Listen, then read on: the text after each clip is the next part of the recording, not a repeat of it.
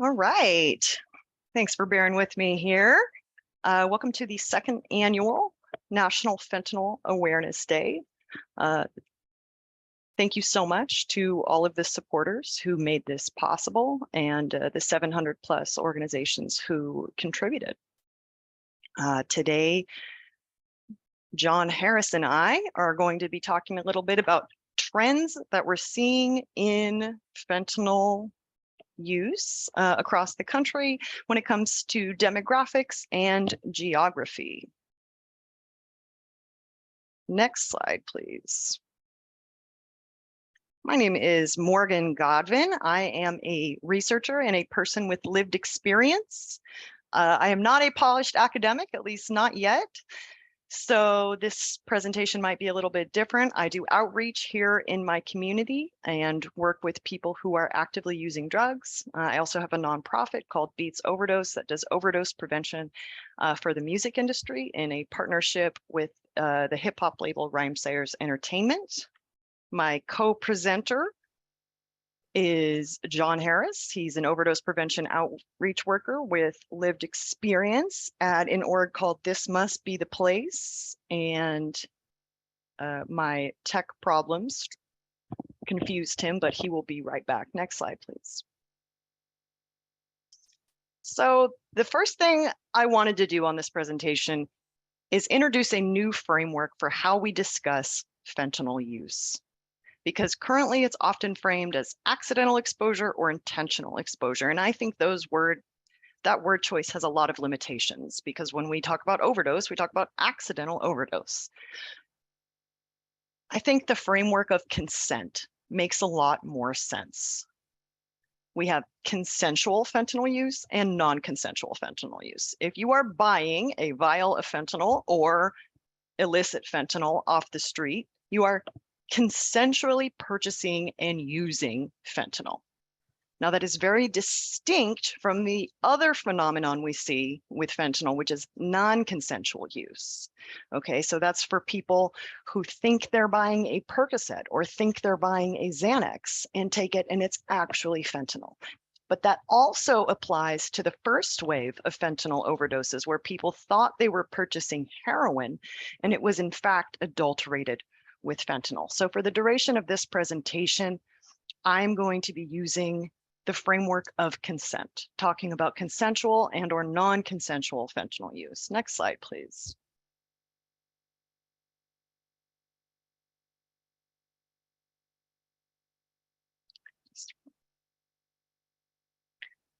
So I just think this is a fun fact that not many people know. Did you know that America is not the first country to have a fentanyl crisis?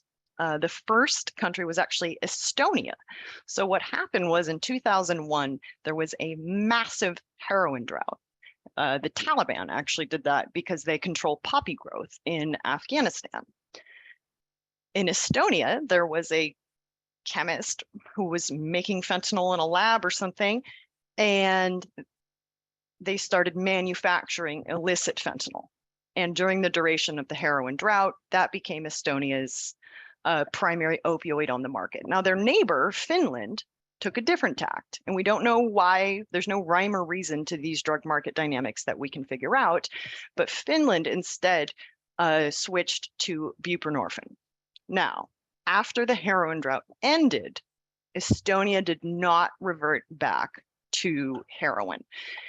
And this has been studied extensively by drug policy experts. So there's a piece here from the Brookings Institute authored by Keith Humphreys and company, because it's the only other historical example we have of fentanyl in a market.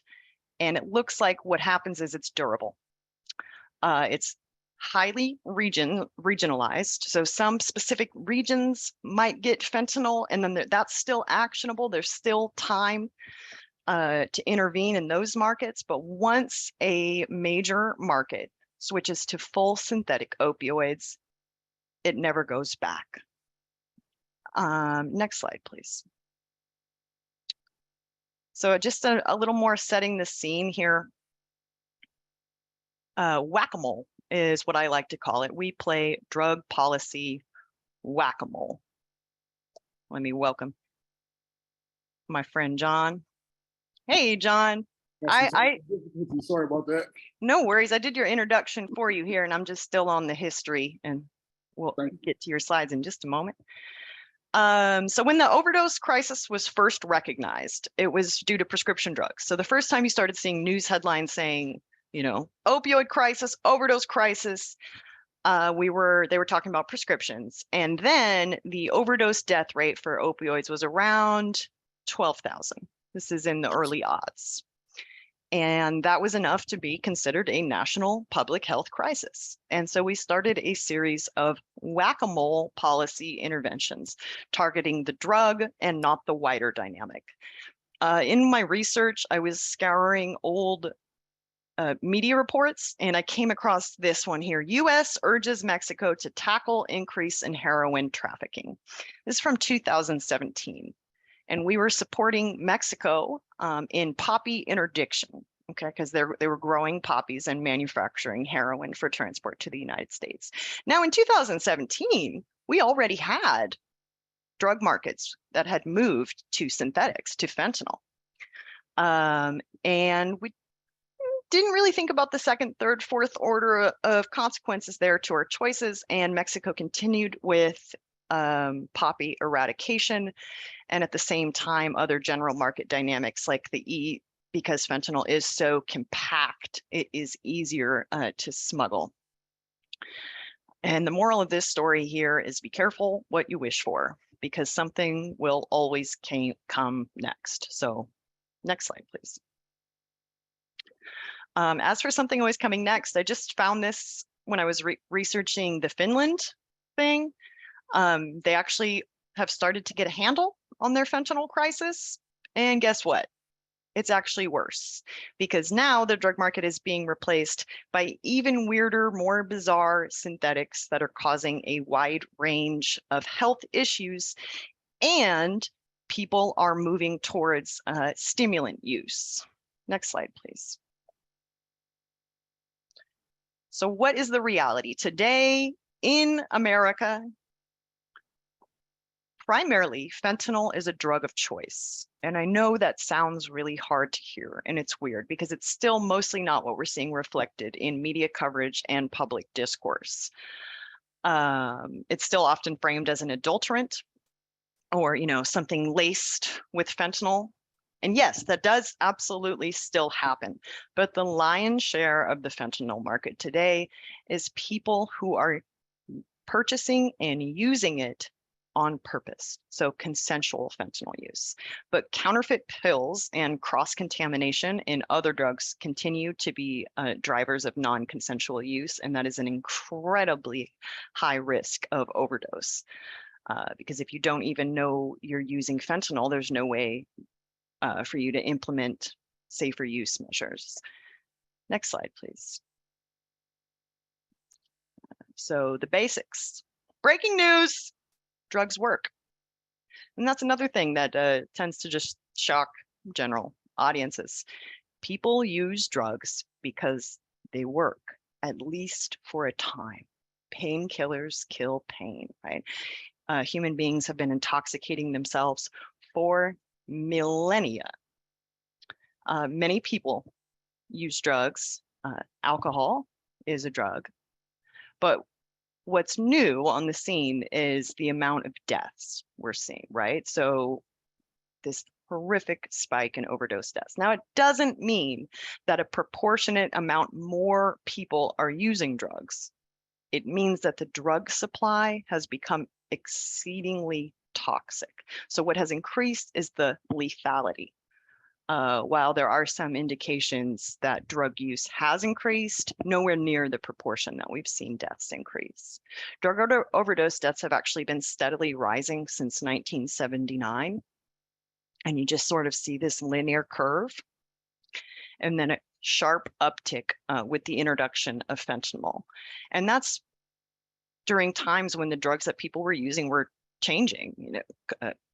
The drug of choice of the moment, the fashionable drug changed, but that didn't change the underlying dynamic of a steady increase in drug overdose. So what's going on there? And our systems are not well are not capable of handling it because we do the whack-a-mole. So if most deaths one year were from cocaine overdose, we would intervene very strongly on cocaine. And then the next year it's heroin. And so we're always just sort of treating the symptom without exactly treating the cause. What's the cause? Well, I mean, that's an open question. It's hotly debated. But suicide is also on the rise. We know that Americans are lonelier than ever before in history, reporting fewer average friends and social contacts. And I do not think that these things are unrelated. I think that we have an increasing amount of ache, of psyche ache, and people are finding ways to treat that. And we know that the pandemic made all of this worse. And we all got a taste of boredom and loneliness, and that has particularly affected adolescents. And the country continues to be in a mental health crisis with never before seen in human history rates of drug overdose deaths. Next slide, please. John, you didn't get to introduce yourself, so could you take a moment to tell people who you are? Yeah, I'm John Harris. I'm from Columbus, Ohio. I have lived experience in the destruction and death that is going on in our country right now with the opioid epidemic. I work for a small nonprofit called This Must Be the Place, and I'm a overdose reversal specialist. So, in your personal experience, John, why do people use? Well, it varies from thousands of different reasons from any given day on any given person. I know when I was active in my addiction, I didn't have to have a reason to use. It was, I had to, or I would feel like crap until I did, you know? But the reason why people are using could be as simple as your peers, the music you listen to all day, and the stuff that you hear and watch and see throughout the course of your day may influence you to do something that you wouldn't have ordinarily done because it sounds cool. You know, and the big thing for me was loneliness. Yeah. You know, the reason why I chose to do the things I did with the people I did because I knew they wouldn't pass judgment on me. They would be there to help if, let's say, I had an overdose or something happened where I would need somebody to save my life. These and it could just vary from thousands of different emotions that we all feel on a daily basis. Hurt, you may suffer significant loss, you want to numb that pain somehow. But the biggest for me was loneliness and boredom. Boredom overall will drive you crazy. That's what we all experienced during the pandemic when we were all literally bored to death. We couldn't go anywhere, we couldn't do anything. And the pain that we have inside is still there, no matter for being entertained or for just simply can't go anywhere, do anything. And that's when we see the highest spike in the adolescent overdose deaths is during the pandemic.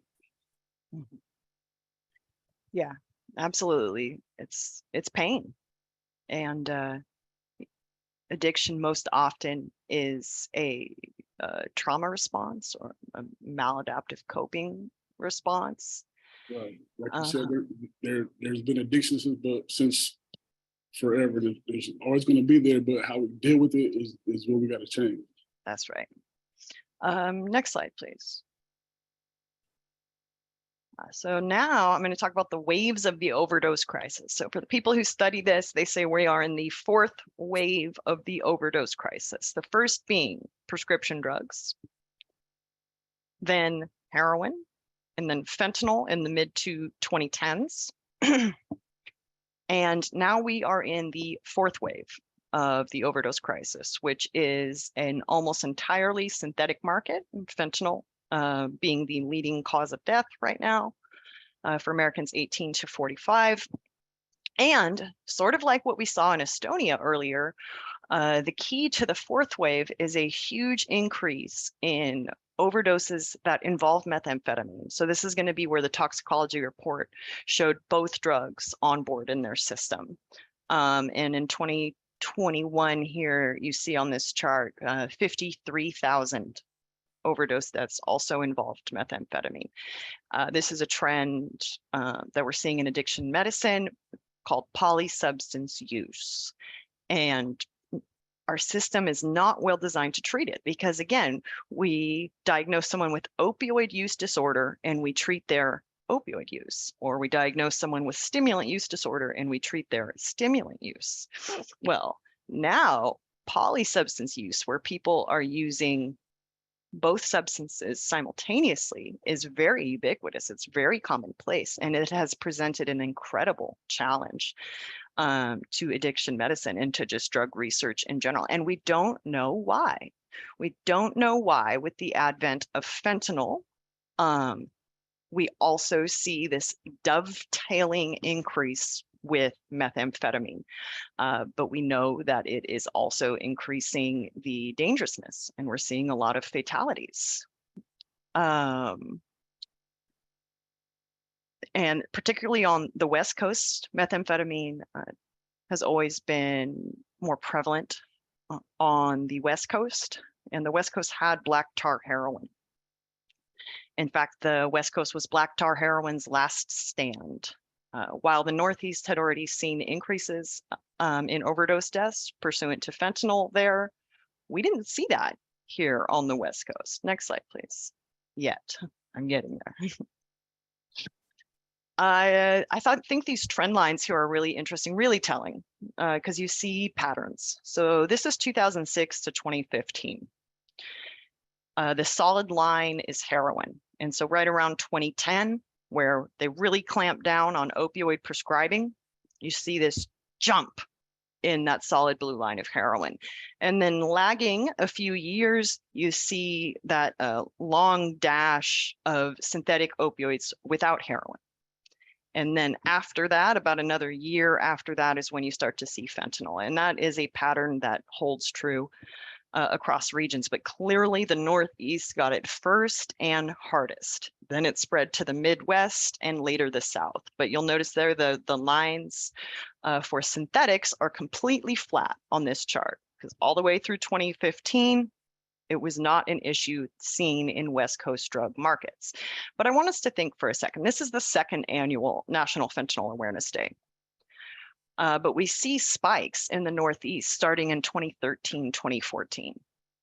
Those people were using non-consensually at first, at least. They thought they were purchasing heroin, and it was adulterated with fentanyl. And that did not get the same framing or media framing as more recent phenomena of non-consensual use or fentanyl. John, when did you first see fentanyl in your, can you tell people where you're from or where you lived? From Columbus, Ohio, but I lived in Charleston, West Virginia. When did you first see fentanyl?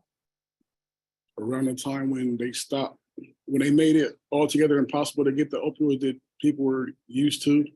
Which was? The Oxycontin, the Roxicets, all those opioids, the painkillers, basically.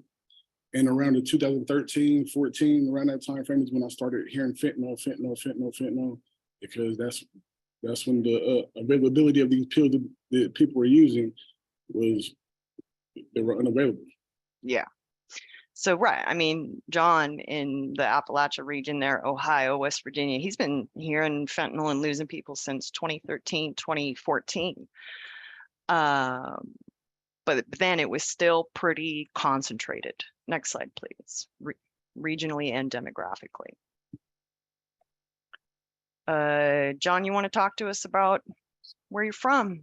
Yep, Appalachia, the rural areas of West Virginia, Ohio, Pennsylvania, Kentucky, and Tennessee, what I like to call ground zero for the epidemic we're facing right now, because these were the places that were hit first, targeted by the Oxycontin bomb of the mid-1990s.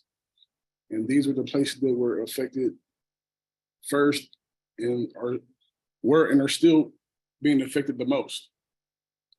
And there's the lack of economic opportunity, the quality of life, the lack of healthcare and treatment in these areas is only just a breeding ground for generational addiction.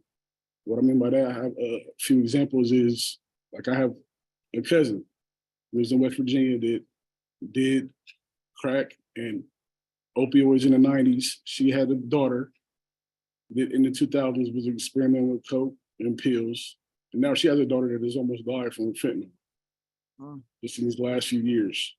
I have a close friend that I met when I was locked up in West Virginia that described to me his drug of choice was anything you could put in a needle. And his first time using a drug was not with a friend. This wasn't an experiment. It was just from his mother. She held him down and shot him up with methamphetamine, shake and bake, and oxycodone in his neck. And her reason for doing that was because she would rather her show him how to do it than to him do it with his friends and die. Yeah, So I mean, if we don't, the people that are empowered to change some of these things, if some of these things don't lighten up and change in these areas, what is his daughter going to do? What are her kids going to do if they even live to make it that long? yeah, West Virginia needs its own color, usually on overdose maps, because the rate is so much higher. And you would think that as the rest of the country got worse, that they would maybe catch up to West Virginia, right? But that's not what happened. So you see on these maps here, the top one is 2015, the bottom one is 2017. As the rest of the country gets worse, West Virginia and the Appalachia region just get worse. And so now we've been dealing with this for about a decade. And unfortunately, it just keeps getting worse. The graph on the right, you see 2010 to 2016 comparisons, West Virginia and Ohio, that gray dot, they started high and they ended even higher. And what does that do to communities? Communities that were already suffering. We are talking about areas of lower socioeconomic status, low economic opportunity. When you can't pay your bills, you are focused on today. When you don't know how you are going to make rent tomorrow, that is your time scale. You can't see any further than that. People aren't making 5-year plans, 10-year plans, worrying about their retirement. They are worrying about paying their bills and where their next meal is going to come from. So how do we increase people's opportunity and hope for the future so they can lift their eyes up from today and tomorrow and start planning ahead? It takes hope. How do we inject hope into a populace? Next slide, please. So what has been going on since the pandemic? I mean, we already know, right? What was already bad got worse. So much worse, though, so much worse. We saw about a 35% spike in overdose death rates while people were isolated in their homes, bored, like John said, hurting, perhaps losing people to COVID-19, and predictably, we saw this spike. But it wasn't just that. Like John just said, fentanyl. So the West Coast, which had their heroin up through 2020. Actually, there was a sample tested last week here in Portland, Oregon of heroin, 0 fentanyl, still just pure heroin, although it's almost entirely disappeared from the market. But because black tar heroin is harder to adulterate or is perhaps on just like a different supply chain than the East Coast, it just wasn't fentanyl. So unlike the rest of the regions, like the Northeast, where first fentanyl was an adulterant and then it supplanted heroin in the market. What happened on the West Coast during the pandemic, starting in 2020, drug researchers have never seen before, because we went from an entirely heroin market to an pretty much entirely fentanyl market overnight, but without that phase of non-consensual use or where it was an adulterant. At least here in Portland, some areas got the powder fentanyl, but a lot of markets out here were dominated by the counterfeit pills. And we saw a weird phenomenon happen in places that had the counterfeit pills. People who had been longstanding injection drug users switched to smoking off of tinfoil, which initially we thought was going to be a huge public health win, right? Fewer overdoses, fewer injections, injection-related injuries, HIV, Hep C, endocarditis. And that's true. We did see fewer injection-related injuries. but we did not see a reduction in drug overdose. And that is because people had been injecting heroin. And then when they switched to using the pills, blues, dirty 30s, they were smoking fentanyl, but they still didn't have that fentanyl tolerance. And so we actually saw huge spikes in overdoses despite huge reductions in injection drug use. Fentanyl has pretty much become synonymous with the overdose crisis. It is the leading cause of death for Americans 18 to 45. And it is now present across the entire United States. There is not a single region that has held out anymore, except for maybe parts of Arizona are still on the fence, but we are going to be a fully synthetic opioid illicit drug market here within the next 12 months. Next slide, please. Why does that matter? Why does it matter that things are changing? I have this lovely quote when I was researching this piece here for Filter Magazine, talking to Alex Kroll. He is a drug policy researcher, Dr. Kroll. He's been studying this stuff since the 1980s. He said for the first 20 years of his career, studying drug markets was boring because they never changed.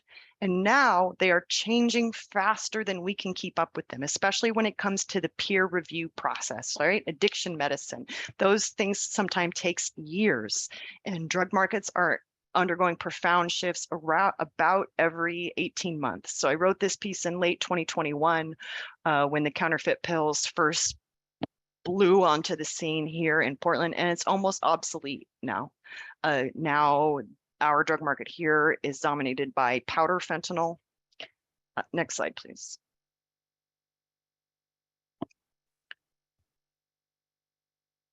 So, like we already said, it's just gotten worse. Right? The regions that were bad before are worse now. In that figure for 2021, 107,000 Americans, that is devastating. But if we dig into those numbers, there's even more troubling things happening. The demographics are changing. Next slide, please.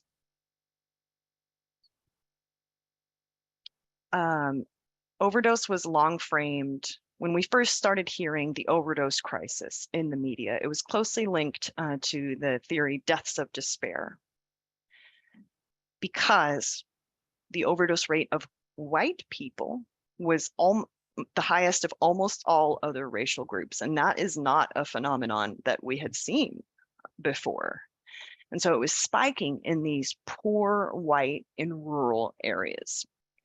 In the 1980s and 90s, Black and Indigenous people had the highest rates of overdose, but that was also during the crack epidemic, when people who used drugs were being villainized in the media. They were not seen as patients in need of care. They were not seen as victims.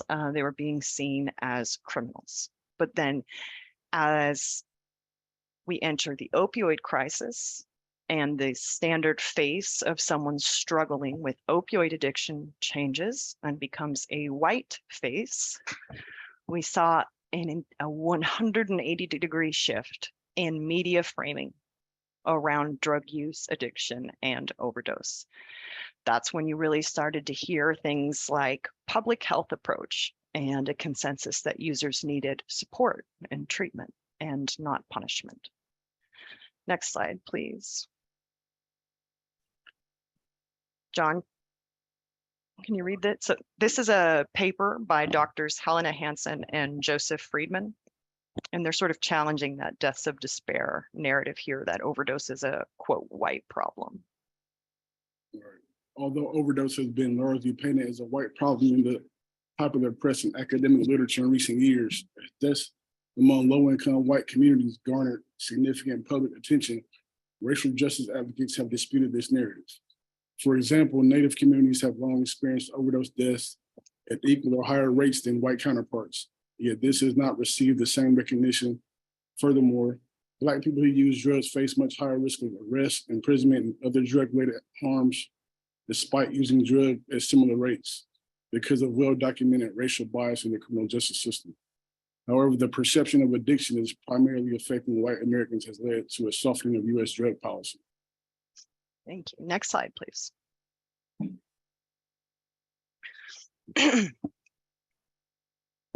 John, you want to take this one away too? Drug overdose data showed troubling trends and widening disparities between different population groups. In just 1 year, overdose death rates, number of drug overdose deaths per 100,000 people increased 44% for Black people and 39% for American Indian and Alaska Native people. Yeah, so I mean, those are just startling statistics. So the graph on the left, this is just from 1 year to the next, 2020 to 2021. And you see these egregious spikes among Indigenous and Black Americans. On the, what's that? Those percentages are crazy how it jumps that high. Yeah, absolutely. And you see them really overtaking the rate of non-Hispanic whites there. You even see a small jump in Hispanic. And I want to compare and contrast that to the graph on the right. Now, this is from a paper that I was on that documented a near doubling of adolescent death rates 1 year to the next. Now, the absolute numbers still remain quite low, much lower than the adult population, but the fact it almost doubled is exceedingly troubling. And the burden of those deaths is not shared equally. You see that the rate of Indigenous adolescent death is incredibly high. It's more than double that of white adolescents. And Latinx adolescents have the second highest rate of overdose death, which is much different than the numbers we see in the adult population. Next slide, please. Why? Why are we seeing racial disparities in overdose? Well, because of the legacy of racism.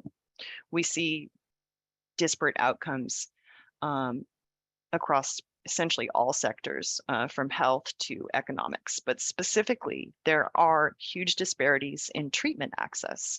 Dr. Helena Hansen has done a lot of work on this particular topic.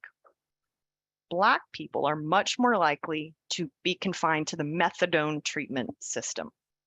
And the United States has some of the most punitive methadone access laws in the world, okay?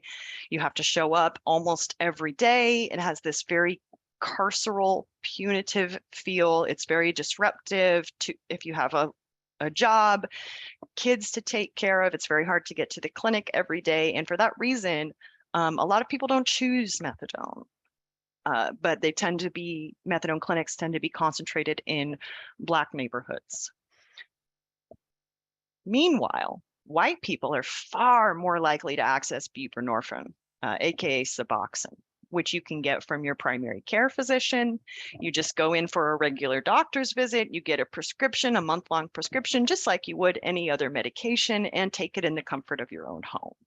So comparing and contrasting those systems, it's very troubling that Black people are essentially being excluded on some systemic level from buprenorphine access.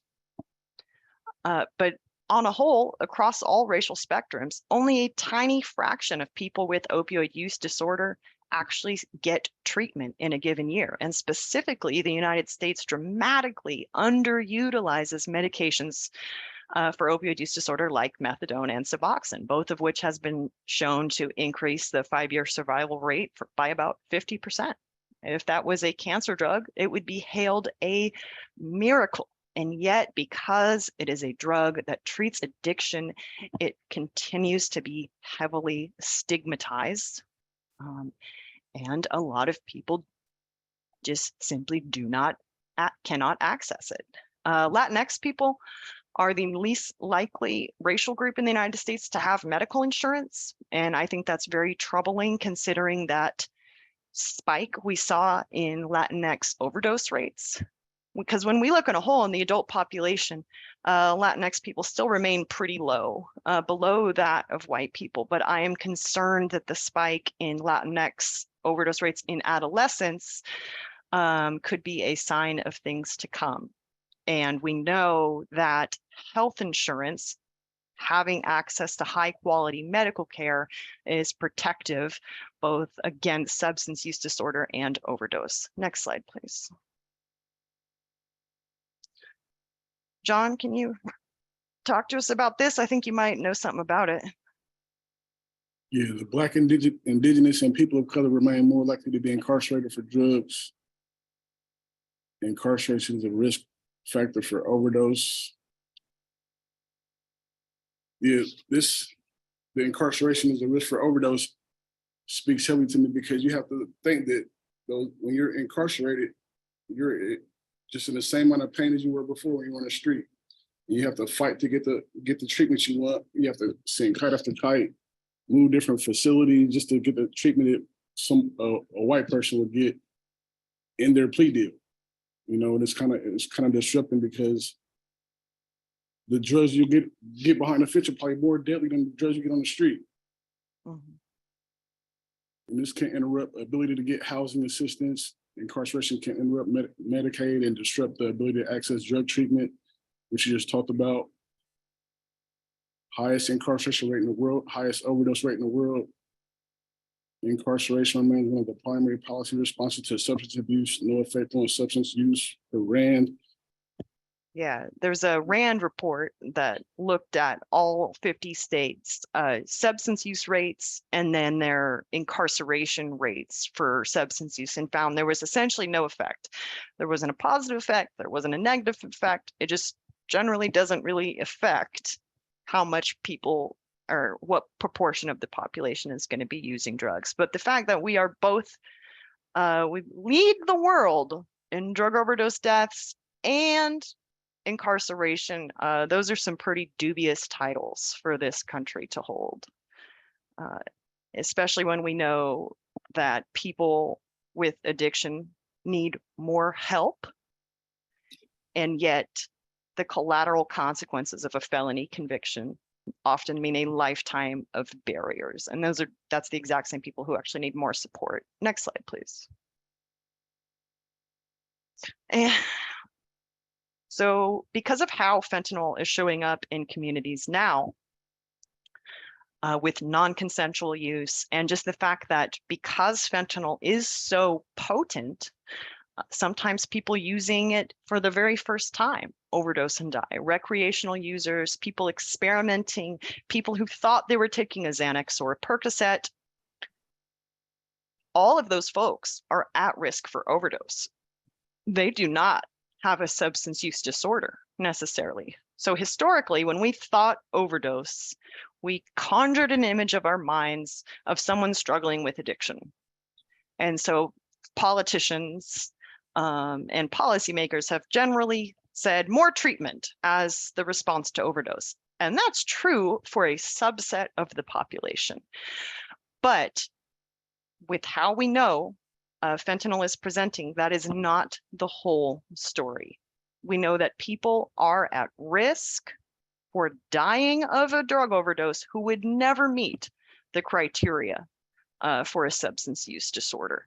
So we need to start thinking outside the box. We can't keep relying on these same reflexive approaches of more treatment, as if that is a one-size-fits-all approach. I lost a friend of mine who did a line of what he thought was cocaine at a party.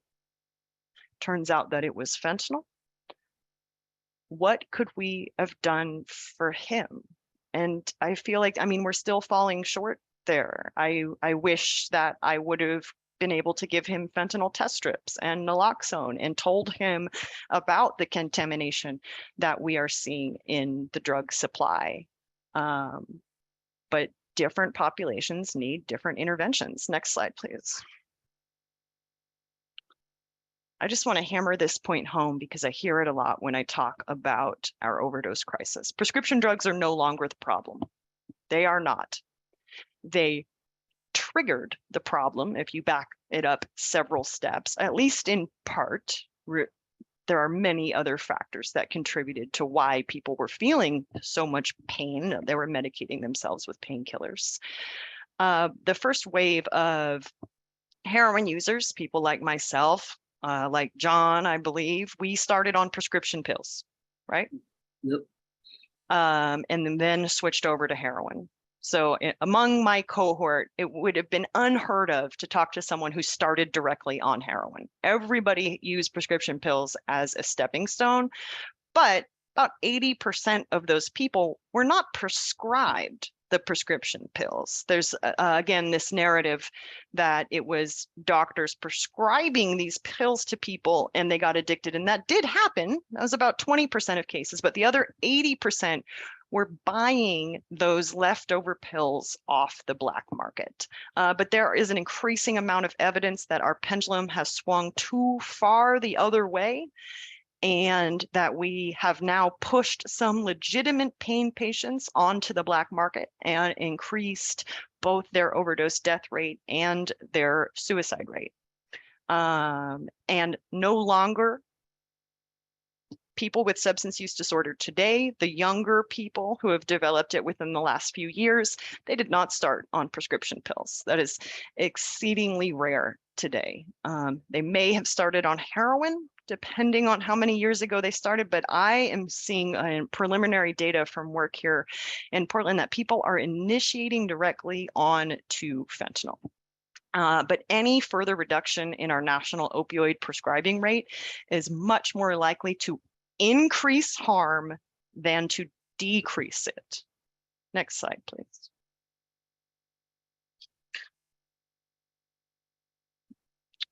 I have a little box. So I went to Portugal last summer to study their drug policy and methadone delivery, and I met with their health minister, and he said something, and he said, "Now, please don't take offense, but don't you have such an opportunity right now in the United States, because your crisis is of such a magnitude and that it is affecting everyone across racial and class lines, to really take brave approaches?" And that really hit me, because he said that's what had happened in Portugal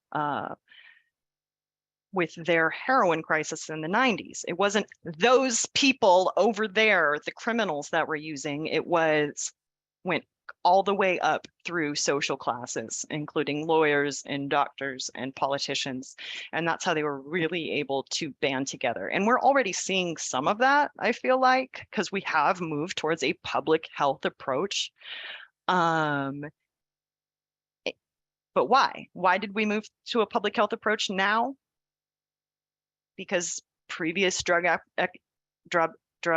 epidemics were people used racialized language to dehumanize the people that were suffering, because it was a series of Black people in handcuffs on cops every night when we watch TV, and we're not seeing that anymore. We have seen a softening and an expansion of evidence-based policy. The problem is knocking on suburbia's door now. Yeah. And that's why we're getting the changes in the policies that are changing and lightening. People that look like me, where I'm from, have been dying of overdoses for 30, 40 years now. Yeah, that's absolutely right. When you look back at overdose death rates, it was middle-aged Black men were the most likely to die for decades. And it wasn't an overdose crisis then. Drug use didn't require a public health approach then. It required handcuffs. And now that we are seeing white, especially like younger white people, die from overdose, well, all of a sudden we want to do stuff that actually works instead of just putting people in prison. Next slide, please. I'm going to just go through this really quickly, just talking about young people. I think the average years of life lost, so that's how old was someone when they died compared to what their life expectancy would have been, which is what, about 80 years old for an American. The average years of life lost to an overdose is almost 40. For every overdose death, we are losing 40 years of someone's life, love, children, grandchildren, economic output. The average years of life lost to COVID is 13.5, which means that we lost more years of life to overdose than we did COVID in 2022. Illicit fentanyl has been around for a decade. It's not actually new, but it is worse. And it is so much worse. And this requires an all hands on deck approach. And that's why I am so grateful to be here before you speaking today. We still have counterfeit pills on the market. That's still a drug of choice for people who are using them consensually. And they are still causing a spate of accidental overdoses among adolescents who do not realize that they are purchasing fentanyl. It is sold to them as a Percocet or a Xanax. And that requires a completely different intervention, mostly based around education. We're seeing powder fentanyl start to overtake pills in the market. That might be a good thing for adolescents if the supply of those counterfeit pills goes down. I hope that that is going to translate to a reduction in adolescent overdoses, but the demographic shifts we're seeing in overdose are incredibly alarming. Next slide, please. John, did you have any final words? No, I just want to thank you for having me here. Thank you for Ed for putting this together, because education is the key. We need to educate and equip people, especially our young people, to let them know the dangers of fentanyl and how we could come together and try to solve some of these problems that we're having right now. Yeah, absolutely. And these recordings will be online, free of charge. And thank you so much for bearing with me through my tech difficulties at the beginning. Do we have any questions? Oh my gosh, my voice cracking here. Do we have any questions? Wait, I see questions.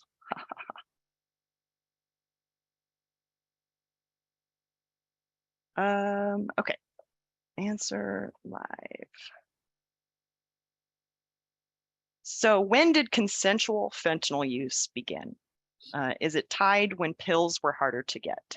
Yes, with a lag of perhaps a year or two. Because at first, when it was first introduced to the market, it was being mixed into the heroin. And so you're seeing toxicology reports of both heroin and fentanyl in the death report. So in the Northeast, consensual fentanyl use happened just a few years after the introduction of fentanyl.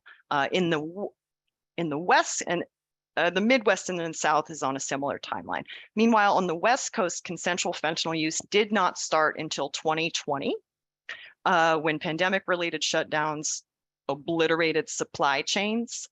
That was the impetus to move towards fentanyl, which is smaller and easier to traffic.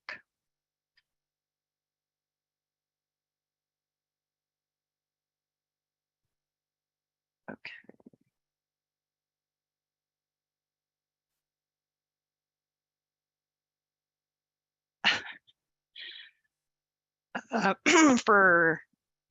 It is true that if someone was on buprenorphine and they did a line of cocaine that had fentanyl in it, they would not die, but we don't prescribe buprenorphine to people who do not meet the criteria for opioid use disorder. My friend that passed away from doing that line of cocaine, he never, ever, ever used opioids.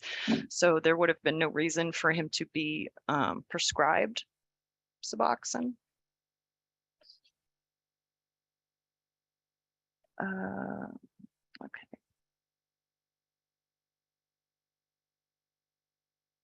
So is there a way to be prescribed this medication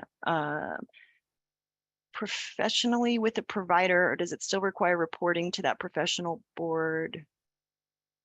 a little confused by this question here, but buprenorphine can be prescribed in offices. Previously, providers needed something called an X waiver through the DEA. They had to go through these additional steps. It was harder to prescribe buprenorphine than it was to prescribe OxyContin, which is absolutely insane.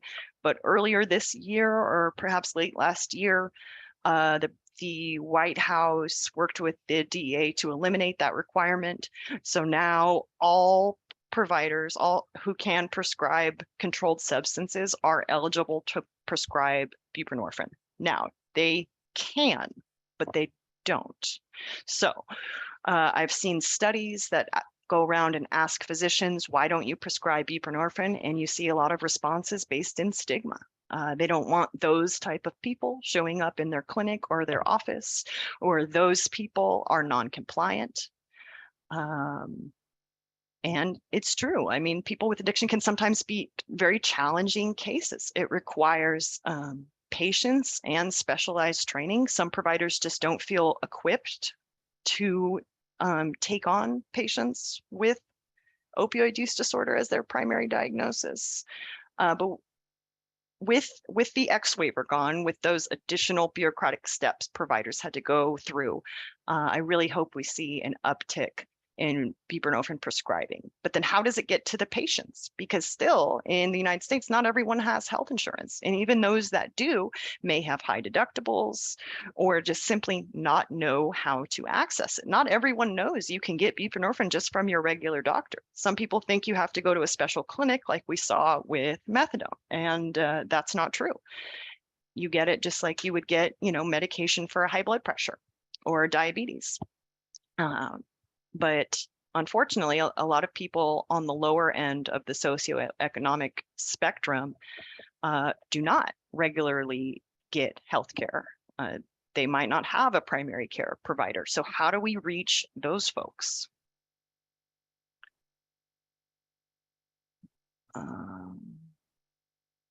Oh, this is a great question. Okay, what is the benefit of giving fentanyl to unsuspecting people? Why would dealers want to kill their clients? Well, they don't. It doesn't make basic logical sense, right? Why? It's economic. It doesn't make basic economic sense, right? Don't you want return customers? Isn't that sort of the basis of a business model? Yes. But what we're seeing right now with it seems to be cross-contamination. So like my friend that passed away after doing a line of cocaine, the powder in that bag was not cocaine mixed with fentanyl. It was just fentanyl. Yeah. Somebody mixed it up somewhere because white powders look similar. Cocaine and white powder fentanyl are nearly visually indistinguishable. So that's why I saw that news story in Business Insider where one particular cartel had started dyeing their fentanyl powder pink and purple and blue. And the cartel representative said they did that because they were upset with American drug dealers contaminating the supply and killing their would-be customers, which is just an incredible, absolutely incredible story that the cartel was being responsive to that. And the thing is, it just takes a little tiny bit of fentanyl in the other drug to cause an overdose. So if someone was packaging it, say, or weighing it up on the scale in the same general vicinity, and just a little bit of fentanyl got in the drug, that could also cause overdoses. So there's the mix-up where it's just literally fentanyl and someone grabbed the wrong bag of white powder, and then there's the mix-up where there's cross-contamination. And then for the counterfeit pills, it's just because fentanyl is so potent, the cartels have been adjusting the dosages that they put in per pill to try to make them not lethal anymore. But when this illicitly manufactured fentanyl is just being made in a laboratory, there's no quality controls. It's not a homogeneous mixture that's getting pressed into the pills. And so it just remains exceedingly dangerous.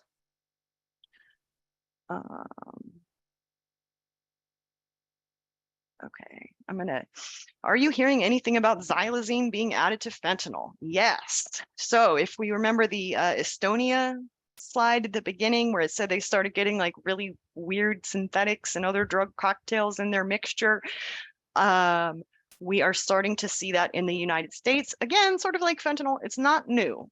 Puerto Rico has had endemic xylazine contamination since 2011, 2010 in their heroin supply. So xylazine is a veterinary tranquilizer. It is not for human consumption. I believe it's a beta blocker in the same family as clonidine or some.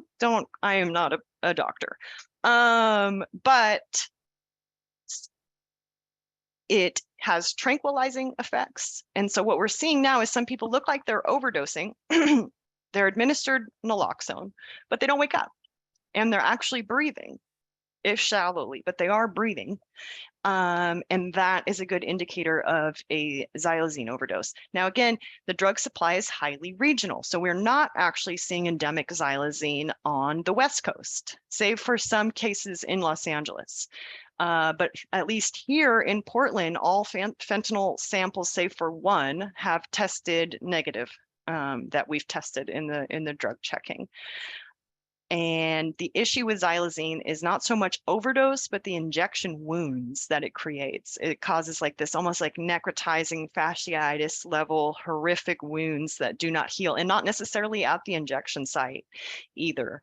And so as we're whack-a-moling, the other random chemicals just keep getting added to the drug supply. And, you know, if we were to eradicate fentanyl tomorrow, it would be some other weird fully synthetic opioid that replaces it. But yeah, I'm very troubled by the addition of xylazine and fentanyl. It's that fentanyl has a very short half-life, and the xylazine seems to extend the effects of it. And so some people actually report liking the high and then hating the side effects.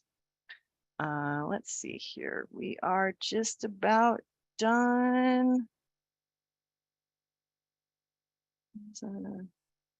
Okay, John, help me out with this one. What is a practical education intervention that we can incorporate into our own communities to prevent fentanyl use and overdose? I think a big part of that would be showing stuff like this in health class, like we used to do with DARE when we were kids. Give the kids some education on what the dangers are, how to spot an overdose, who may be a danger for overdose, and what they can do to help that person once they were diagnosed that it is actually an overdose. Yep. You know, that when it comes to primary prevention education, especially when it comes to the counterfeit pills, like what does fentanyl actually look like? Warning kids that, you know, if somebody sold you a Percocet, it is almost guaranteed to be a fentanyl. Looking at the college age demographic, we're also seeing pressed Adderall now, which is just meth being pressed to look like Adderall, but that's at pretty high risk of cross-contamination with fentanyl. If the pill press is also being used to press fentanyl, I'm very concerned by that. So warning people about counterfeit pills. And fentanyl test strips are highly effective for people who do not wish to be using fentanyl. They can test a very small portion of their drugs or crush up the pill and test their cocaine and make sure that it is negative for fentanyl. And then everyone should be trained on naloxone and carry naloxone if there's any chance you could be encountering someone who might be overdosing. And okay, last one here. Who is most at risk demographically? That is going to be Native Americans by a large margin. And it had the rate of Native American overdose has increased almost exponentially, and then followed by Black people, specifically middle-aged Black men. Those are going to be the most at-risk groups. So when we are developing priority interventions, we need to be thinking about who's most at risk and modifying the interventions to fit that population. All right. Oh, one more really fast here is, what does fentanyl consist of? Is it a more powerful drug than cocaine? That's all relevant. That's all relative. It's all about the dose. The poison makes the dose. Fentanyl is actually an incredibly common medication used in hospitals every single day. Absolutely necessary to do anesthesiology and perform surgery. But when we're talking about this, we're talking about illicitly manufactured fentanyl, but molecularly, it's the same as the stuff they're using in the hospitals. It's just being made in a lab somewhere and doesn't have dosages and might have impurities, but it is just a fully synthetic opioid medication, but very powerful. That's dosed in micrograms instead of milligrams. All right, everyone. I do not have time for any other questions. But your questions are amazing. I wish I had time to answer all these. Thank you so much for engaging with us today. Please spread the word. I do my best to save lives. I have a nonprofit called Beats Overdose. I just talk to my friends. I have open, honest, non-judgmental conversations because this is affecting all of us. And on the bright side of affecting all of us, it means that all of us can come together for solutions.